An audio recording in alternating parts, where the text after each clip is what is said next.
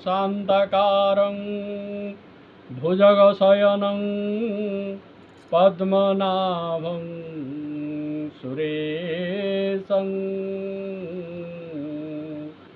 विश्वाधारं गगनसदृशं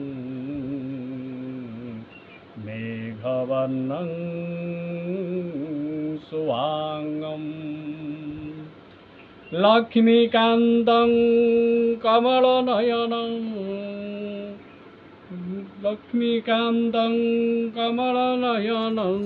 योगिर्विद्यानगम्यं वन्दे विष्णु भवभयहरं सर्वलोकैकनाथं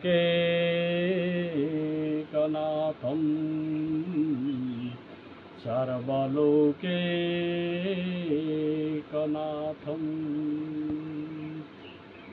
जय जगन्नाथ, जय जगन्नाथ। हे मोर श्रद्धेय भक्तवृंद, हे मोर भक्त पिपासु श्रद्धेय सर्वकल्याण युक्त आबाल वृद्धवनिता, आज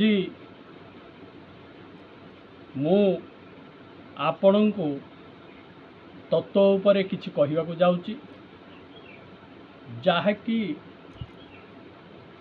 तत्वटी द उपरे आधारित। मूलरू शेष जाए मोर भिडियोटी की देखिबे एवं आपणकर जो मन पसंद हुए तेबे भिडियोटी की लाइक करिवे, सब्सक्राइब करिवे एवं कमेंट मध्य देबे। जदि किछि एथिरे दोष त्रुटि थाए ताहा भी संशोधन करिवे। एतिकी कही मु आज आरंभ करने को जाऊँगी अक्षर द उपरे। द केते प्रकार आम सृष्टि रे आम शास्त्र रे द तीन प्रकार। कौन से? सृष्टि प्रारंभ कालर देवता माने, देवता दानव मानव माने विद्या शिक्षा करिया पाई पितामह ब्रह्मांक निकट को यात्रा कले। सेठारे से शिष्य भाव रे ब्रह्मचर्य पालन करी तांकर सेवा करिबाकु ब्रह्मांकर सेवा करिबाकु लागिले। एही परि केते काल बीतीगला।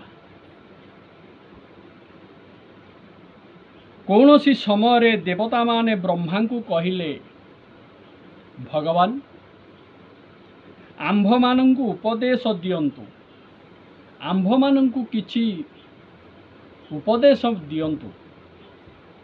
ब्रह्मा प्रजापति यार उत्तर रे केवल एक अक्षर द बोली उच्चारण कले।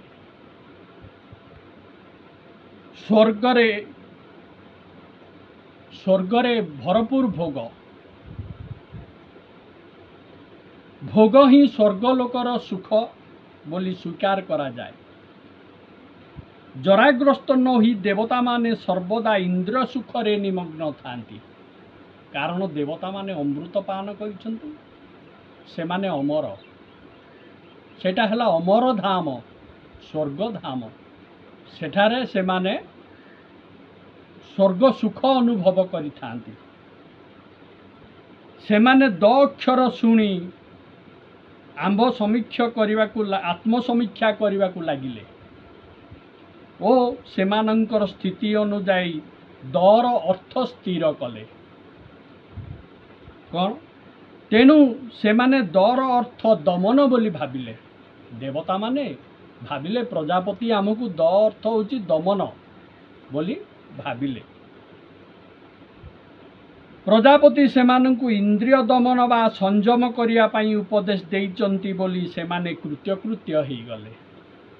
प्रजापति को षष्टांग प्रणिपात करी देवता माने सेमाने स्वर्ग अभिमुखे प्रस्थान करने को तत्पर हेले।